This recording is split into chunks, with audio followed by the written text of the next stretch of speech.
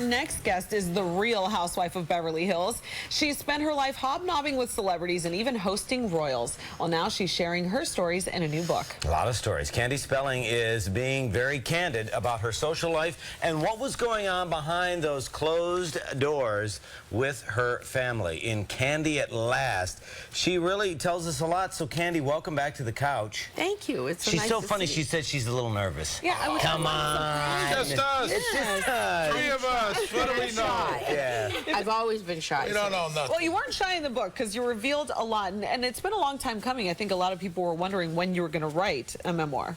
Well, this is my second memoir, but this is a lot more telling. Yes. Because as I've gotten older, I've lost a lot of my filters.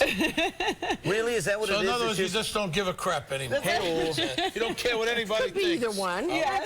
I'm good with that. Yeah. So you, I mean, it's just partly that you're just maturing, so you feel more comfortable and being more candid? Well, I just felt I felt more comfortable in sharing more intimate details in the memoir.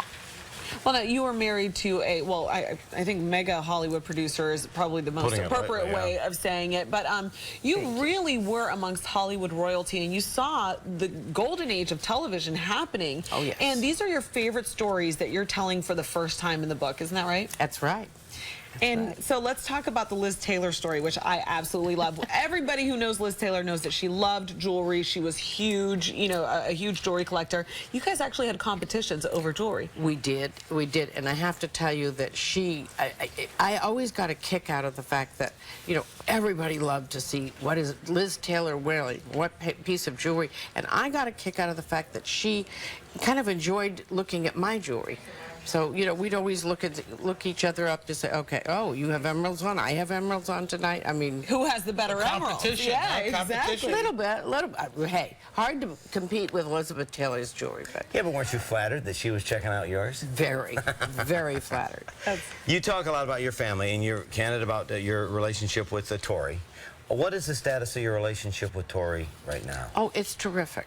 It's terrific, and you know that a lot of that is, you know, paparazzi fodder, and you have to know it goes a little too far sometimes, but we're just great. We're just great, and you know, I'm really there to support her. She's going through a rough time right now. How is she doing? She's doing good. She's doing good. She just started shooting Monday her new show, Mystery Girls. Now, do you like her? You like your son-in-law? You guys get along? I You're do good? like my son-in-law. He is an incredible father. He's wonderful to my daughter. You know, everyone has bumpy roads, and I hope it all works out. But how do you feel about her doing the reality TV side? That's painful, and it's painful to But watch. she's also doing a new show, right? A ABC Family show. Yes, Right. yes. So maybe she'll get back into the acting and leave the reality alone. You I know? hope so. Yeah. Well, I in hope the so. book, you also talk about, which I thought was very revealing, the difficult times that you had when your husband was sick. Yes. And you do yes. go into great detail about that. You know, how hard was that for you to document? It was very cathartic writing the book, but a lot of tears, and every time I reread, you know, or do a correction for the publisher, I'd cry again. I mean, it was like, you know, it was reliving it many, many times. But interestingly, I felt like he was a dynamic producer and a huge man in this town, and I felt like I not only had to be his caregiver, I had to be the protector of his image. And How that long was were you married? important. 38 years. 38 years. 38 happy years. Very happy. So after all those years of a good, solid marriage, what's it like being by yourself? It's interesting. Actually, I was, you know, not long ago pushed into starting to date. And how's that going? Very interesting. I actually share. We're going to get another book out of this one? No, you have some very intimate things about my dating. What kind of guy is you? What kind of guy you go for? What do you like? Oh, it could. You know what? They have to have a great sense of humor, and they have to be charming, and then we go from there. But you know, in the book, I do talk about my experiences. My girlfriend's daughter, 27 years old, has the talk with me, which is not like a talk that you have with a teenager. Oh, gosh. What's the talk about?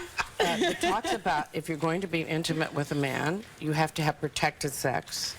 Well, because no, it is true. I mean, there are a lot of older women and men dating now, and they are not as safe as maybe they were before, and so it is a necessary discussion. Well, my mom's boyfriend is 98. I'm more worried about his hip than anything else. But And he has the original one. Yeah. Good for him. Hey. But you know, it's hard to compete who your husband was with who you're dating. Yeah, how's anybody going to measure up? I mean, he was very wealthy. He was very powerful, very successful. He wasn't wealthy when we got married. He didn't have anything. No, but you guys were very much in love. I mean, 38 years doesn't happen without, that foundation. I mean, are you going to go out with a garbage man that has a good sense of humor? Well, you know what? As long as he has a job. Yeah, and he's not looking at you for, to keep him up. Actually, let's talk about your new career, which I think is so exciting. You're a Broadway producer. This is so incredible. Tell everybody about that. Well, I'm not only a Broadway producer, and I now have a career for someone that never worked before, but my show After Midnight that's running now, last week was nominated for 7 Tonys. Yes, that's amazing. Including Best Musical. And I love what you're doing with the guest stars. Yes. It's like a new cast, but it celebrates the music of the 30s. It's great music and great dancing. And if you win, you're going up on stage. Oh, you better believe it.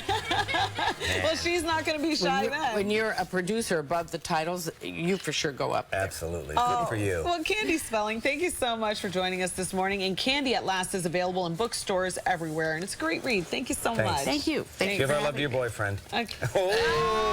If you win, make sure you plug the book. Yeah. Yeah, absolutely. Okay, Steve.